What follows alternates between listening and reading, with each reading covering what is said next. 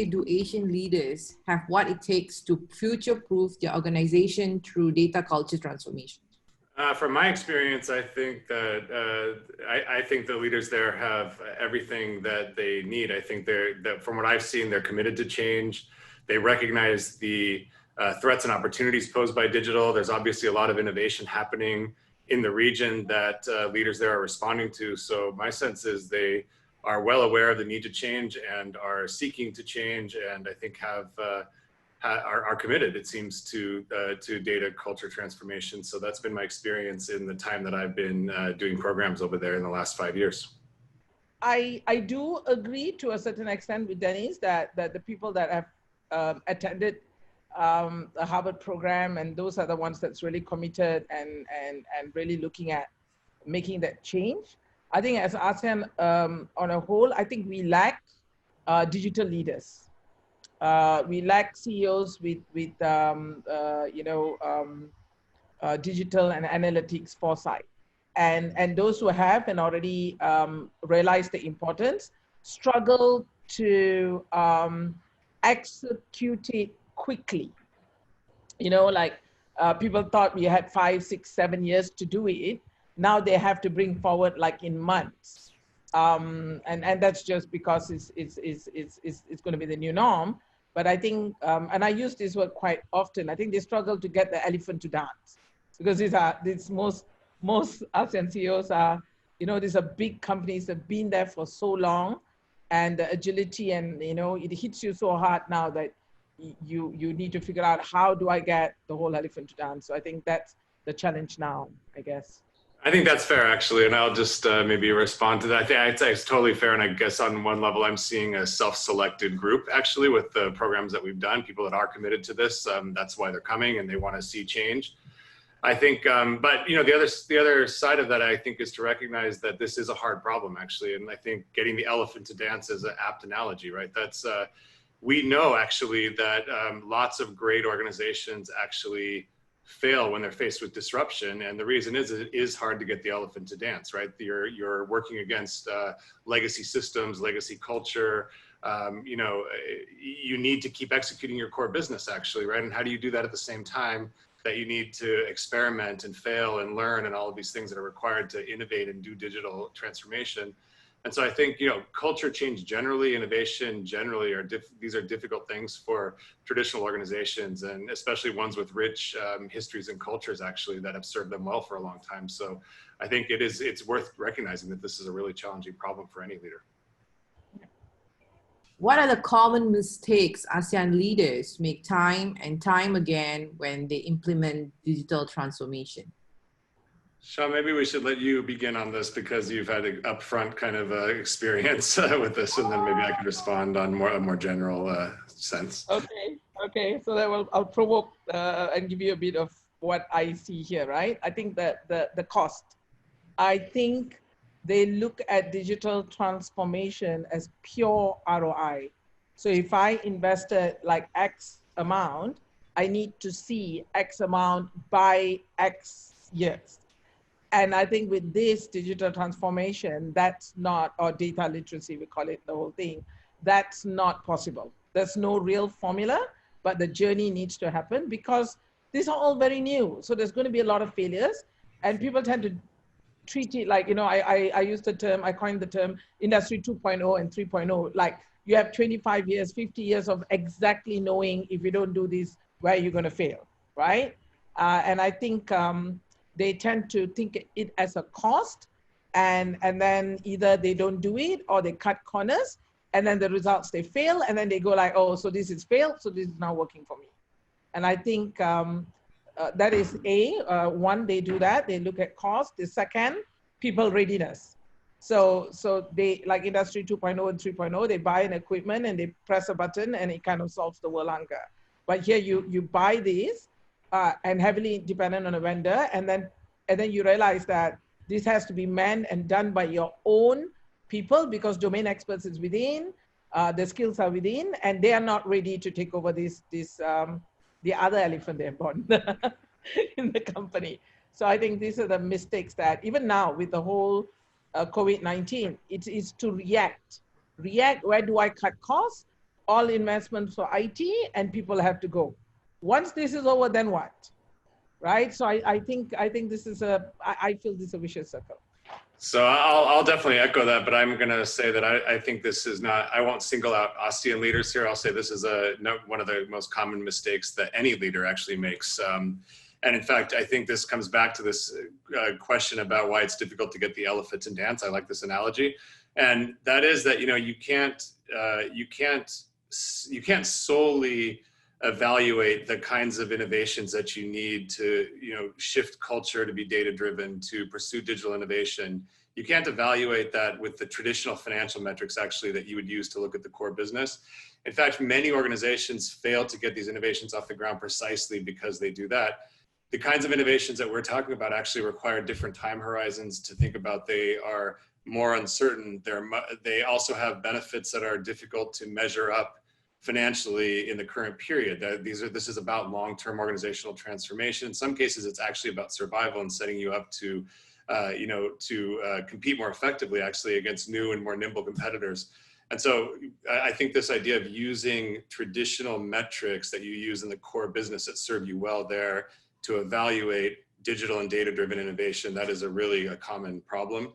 This is actually one of the reasons why, the recommendation we typically have for how to get the elephant to dance, if you will, is to invest in a capability we call organizational ambidexterity. And the idea there is that you really want to think about structurally separating out the parts of the organization that are focused on executing your existing strategies, that is exploiting your core business, from units that are primarily engaged in exploration or innovation and doing things differently. And the idea there is that, again, time horizons are different. The level of certainty and the risk tolerance you have to have is different. The kinds of metrics, and both financial and non-financial, you should be actually evaluating are different when it comes to innovation than when it comes to execution. So I think this is a very common mistake that leaders make in not just in the ASEAN region, but around the world. In 5 years from now, when many enterprises have gone through and completed the digital transformation, we call it, what comes next? I'll take a stab. I mean, I think at some level that you can't simply sit back and rest on success. I think that's actually the problem that many organizations face now. Is it's easy to become complacent. It's easy to fall back on known ways of doing things when you're faced with disruptive threats.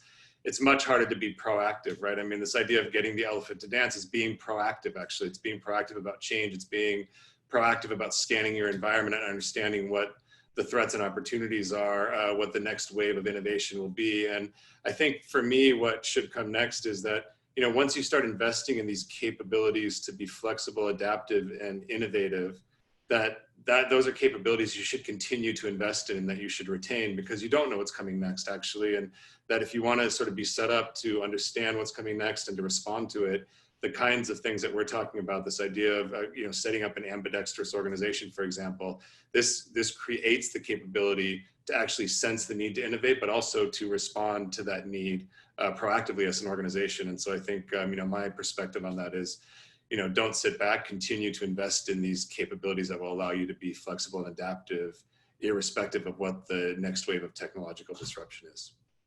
Totally echo that. I think we do not know what the future brings in 5 years, but we definitely know what we need to do now, right? And that's really investing in your talent, getting data and digital literacy in place, and then technology is technology, right? They will come and go. It's the people in your organization that's going to make the innovation and the change, and that will continue. And we're already struggling now with this, but if we keep doing this in 5 years, it will be a norm. And we talk about it. We talk about the fact that our children's education it's not the same anymore. Our career, what we do at work is not the same anymore. And the businesses that we are having now will have to evolve. So, we'll have a Jetsons life. That's what I'm hoping for. What are the 3 key success factors for companies deploying digital transformation? I would say the first is to understand your current strategy really well. What is it that's allowed you to compete effectively? What is your core business really about? What is truly core to your business? How do you differentiate? And I think this pillar number one is finding ways to leverage digital and data-driven capabilities to enhance that core. Actually, I think that that's really important, not to just assume that you need to change everything about yourself just because you face a new threat or a new competitor. That really, starting with what is it about your core business that's made it great? How do you actually use digital and data-driven innovation to enhance that? I think that's number one. I think number two is leadership, and I think leadership having the right mindset. That is that at some level to do this kind of cultural transformation around digital innovation and data-driven culture, this does require leaders that have to embrace inconsistency at some level, right? You have to embrace inconsistency in the sense that your organization simultaneously has to execute your core business that you know very well. And at some level, that's about driving out variation. It's about doing things that you've done even better.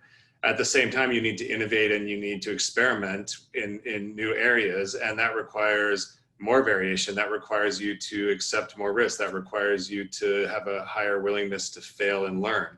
And so those are capabilities, those are systems that are very different, and leaders have to have the right mindset that at some level you need to embrace tension to do both of these things, and you have to find ways to resolve that tension in your organization, recognize it and resolve it.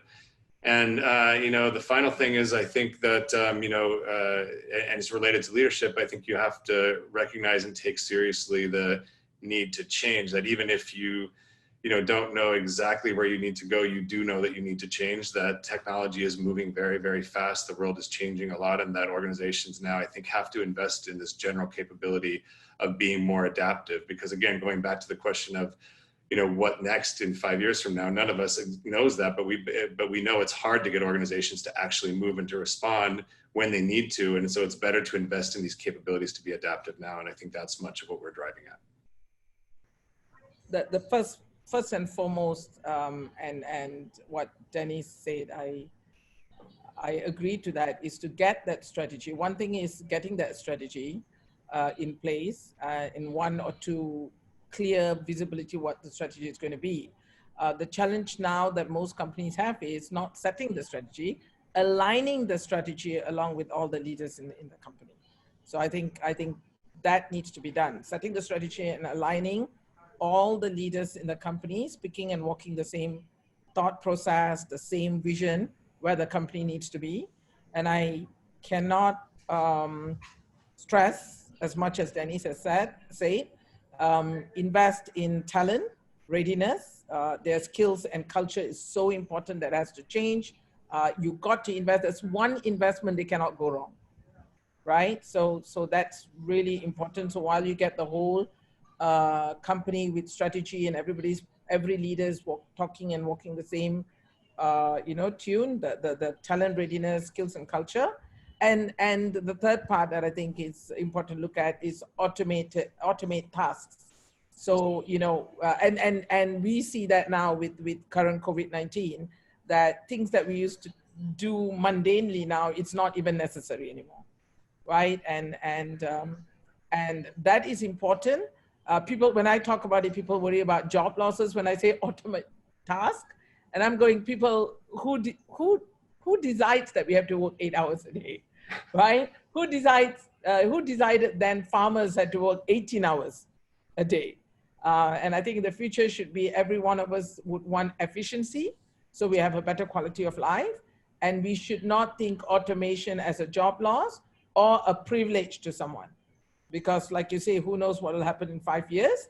And we need people to have the time to innovate, create, self-upgrade, and we need to enable that. What would you identify as the biggest obstacle to enterprises who maybe want to go through a digital transformation, but are getting stuck? I think that actually Shah hit on this earlier, right? It's not, it's failing to look at this as an investment, right? And looking only at the cost, right? Because at some level you are investing in the future, right? I mean, ultimately you're investing in transformation, you're investing in culture change. These things can have enormous returns, but they do come in the future. And we need to think about that in terms of investment. And I think, failing to really not have that vision and not treat it as an investment, I think that that's a big obstacle. And I think, articulating the vision from a leadership standpoint, it's articulating the vision. It is communicating that vision and aligning other people around that vision. And then investing and making it happen. I think that's the challenge. And I think everything that we've been talking about is really around meeting that challenge. But I think, the mindset here around seeing this as an investment in transformation is really the thing that needs to shift. Yeah, that will be the single most, especially now, right? Okay, we have 100% cost, zero revenue. Where do we save money? And that becomes, then this whole transformation can wait. No, it can't. So it has an investment now, really look like where they spend. And the point is, I think companies need to think what's next after this. This is going to be temporary, but what has succeeded in the past will not work moving forward, because the new norm is going to change everything. And I think, agree with Dennis that the whole part about, looking at this as an investment, not as a cost factor. And the other part is the talent, the people readiness, not being ready to embrace even the change of digitalization. I mean, look at how many people, even Howard, right, had to learn how to use Zoom, and you take huge pride in your classroom. You have patented your Harvard, classroom, the way you deliver even the hotels. That agility to be able to change quickly only will come if the culture has been already set. What has been the most profound technological impact on the business's world to date? Wow, this is a tough one. I think there's some big, if you go back historically, there's been a lot of really huge technological innovations that have reshaped society, right? I mean, you can go all the way back to agricultural technology and think about the impact this has had. But I think if we are going to be recent, I think you really have to look at digital and in particular, the digitization of many more forms of data coupled with increasing computing power. I actually think if you think about all this talk about AI and machine learning and all this, I've been teaching about analytics in business since I was a doctoral student at Harvard, actually going back to 1998 even. And I can tell you that early on, I would say up until maybe 5 years ago or so, it was actually quite hard to get executives engaged in understanding data-driven decision-making, understanding data, how data could improve organizational performance. Actually, it was hard to get executives really engaged actually in data type of topics. And that changed dramatically, I would say, at least, maybe just a little over 5 years ago. And I think, it's not that the techniques or the promise of data, the techniques to analyze it or the promise of data hasn't been there for a long time. I think what you see now is just much more computing power, many, many, many different forms of data. I mean, what people call big data just means there are more and more things that once were not, kind of systematically collected as data are data now, right? And can be used very powerfully. And so I think that, this more digitization of many different forms of data coupled with increased computing power, I think that's the big things that change. It's actually enabled these kinds of machine learning techniques that have been around for a long time actually just be used more effectively and more productively in organizations. And so when, we talk about AI, machine learning and all of that, I think this is really, its prevalence in organizations and the business models it's enabling are really this interesting confluence of increasing computing power with, increasing digitization of data. I think that those are the forces that are really interesting here. Yeah, I mean, we read this over again, right? The AI has been there for the longest, but as in theory, but in practical, there was never enough powerful laptops or systems to hold it. We used to use cards that they would stack up to try to hold the power of data. I think that and a lot of people believe that the AI, if anybody, any company or any country that has an AI strategy in place will be a world leader down the road. AI varies, like you say, right? It varies from, just automating to, taking over the world kind of, theories out there. But I think that technology, if it's expensive in many ways because it's new, not enough talent. There's so many different investments. Data is already there. More and more powerful PCs are coming up. But I think if people start embracing that kind of technology, I think that will give them an edge. But then start small. Start with the whole digitization, data literacy, data-driven organization, and then you will understand how the AI. You must learn to walk before you run. And I think having an AI would be already running. So no, I'm going to echo that. You got to walk before you run, because I think it's interesting. Just going back, my experience over the last 20 years or so has been, really hard to get executives interested in, basic ideas around data and analysis and all of that. That's shifted in a big way, but maybe in some sense there's been an overcorrection. I think that, people want to jump ahead to these ideas around AI and so on without really understanding data and analysis at a more fundamental level, actually, before you get there, right? Walk before you run. I actually think that there has been a little bit of an overcorrection and a little over-eagerness, actually, to go there. But nevertheless, we do have to recognize that it is this interest is coming from somewhere, right? People are seeing the power of data out there, are seeing the power and potential of things like AI, are seeing machine learning being applied in many more areas of business, new business models being enabled. And so I think that there is a reason for the interest, but I absolutely echo that idea that, people need to learn to walk before they run here in this space for sure.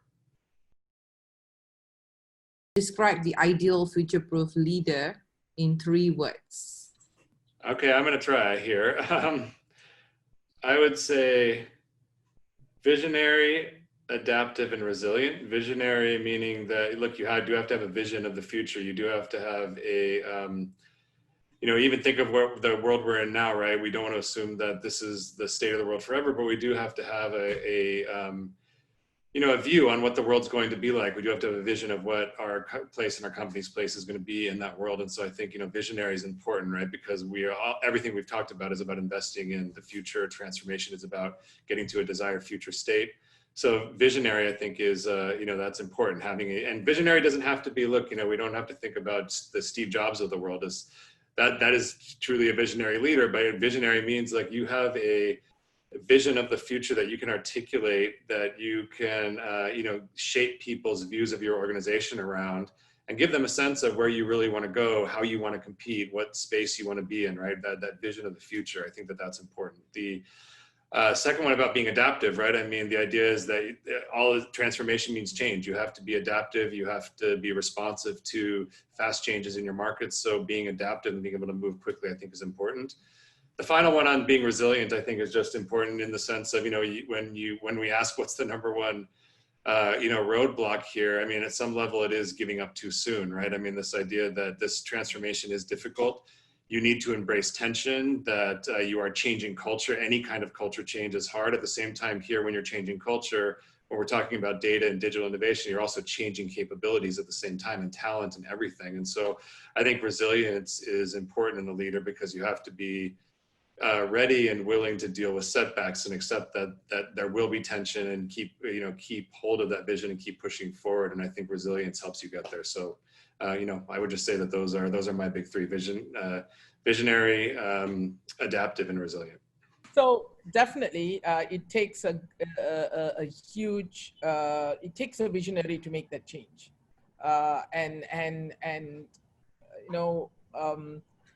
same point that what Dennis is saying, right? The one thing is having the vision, and the other thing is getting everybody on board with the vision. And that vision is going to be totally different from what they have been used to or what they've known. And that takes a great visionary to be able to articulate that. And then, the second point I would use is gutsy, okay? To be able to have the guts, to be able to implement that visionary, because you will have so many people challenging the norm. Your board would not agree with that. Your people will resist to that. So it takes a lot of guts for a leader to be able to execute that vision.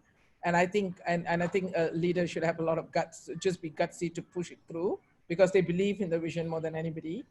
And the third part is for sure adaptiveness, because to be like, I like what Dennis said, right? You got to be adaptive because you see the market and you got to change. But while you're doing this, you should also be agile enough to be to realize, like, okay, like now, right? Grab or all the e-hailing companies were highly dependent on bringing someone from point A to point B, and now all of them have been repurposed back to delivering food. Airlines have used their logistics to be able to bring stuffs from point A to point B. So if this didn't happen, a lot of them are not going to be adaptive and say, I'm an airline, I'm going to continue doing this. And I think that part, to be able to be agile and adaptive, to constantly understand where the market is going, is needed. And that you can only do with analytics and insight, right? To be so fluid in understanding where you need to make the changes and the risk involved. So I think I would go with, you know, those three, which is almost echoing what Dennis was saying. What Malaysia desperately need to advance the digital transformation to empower digital economy amidst COVID-19? I can start, then Dennis can, or do you want to do it, Dennis? No, go. Yeah, you're closer to it there, so maybe. I think I'm going to say, I know that what Malaysia needs to do, have a single, consistent strategy on what digital economy means. The government itself have to put a data analytics and an AI strategy as a whole, as a single point, and then get everybody from the ministries, from the education, the higher education, and right up to schools, to start implementing and understanding that. So everybody talks about the same mantra. Only then we can truly become a digital economy and move into an innovative country. Because I think there are bits and pieces of agencies doing this and championing this, and it doesn't become holistic. Like there's no, everybody creates a framework, everybody has a blueprint, but there's no, like what we spoke about earlier, right? That one vision, having a great vision of what it takes to become a digital economy, and then having a proper execution from top to down, than just having a transformation officer trying to run it for the country. I think, and the government itself has to adopt that. You know, it's not somebody else's job. They have the best and the most data. More so now we need it than before. Yeah. Well, absolutely. I mean, if we're talking about a country level strategy for driving digital transformation of the economy, right? I mean, we could just look at that as one big transformation project, and the same kinds of principles we're talking about for large companies, right? Talk about getting an elephant and ants, right? This is, you're talking about an entire country, right? And so I think the same sort of ideas when you talk about a transformation officer, right? At some level, that is giving somebody a separate structural mandate to work on this kind of innovation economy-wide. So I actually like that idea.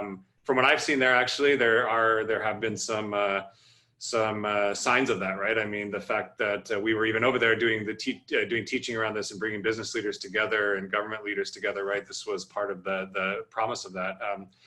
I think also, just if we're talking about COVID-19 in particular, I think any country, you know, actually this is a place where, you know, we should be using more data, not less, right? I mean, we know, like, think about any of these, you know, viral transmission is a highly, for lack of a better term, modelable phenomena, right? We can actually apply very, relatively straightforward models, right? That understand how susceptible populations become infected, how infected become recovered. We can understand, once we have the real data, we can understand the rates at which those three different pieces happen. We could build these curves that we keep seeing in the news, and we could start to model under different assumptions what happens, right? This is a big, giant data analytics problem, but the integrity of those models depends critically on investing in getting good data, and responding to those models requires more transparency, more data, more testing to get data, these sorts of things. So these are, I think, when you started to look at COVID-19, this is a place that countries could show commitment to data, digital transformation by using data and analytic modeling to actually solve a huge problem. And these, just like we're talking about with organizations, you know, 5 years down the road, governments that invest in these capabilities now will have these capabilities going forward. And I think we don't want to assume that this will be the last time something like this happens. These capabilities will enable, I think, could differentiate countries that respond well to these sorts of things from those that don't. So I would echo the idea that this is a place countries should really be investing in more digital, more data, and really these analytical modeling tools that can be enhanced in a very big way by this kind of data investment.